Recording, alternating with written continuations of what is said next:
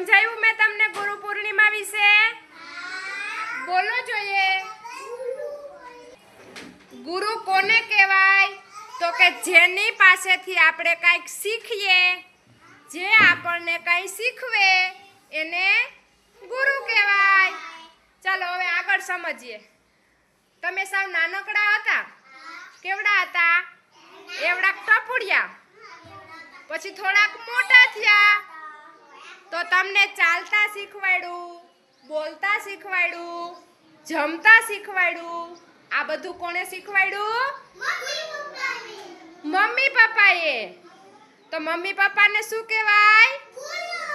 ગુરુ. એના પછી તમે થોડાક મોટા થયા, પછી ક્યાં ગયા? આંગણવાડીએ. તો આંગણવાડીએ તમને કોઈ કંઈ શીખવતું? કોણ શીખવતું?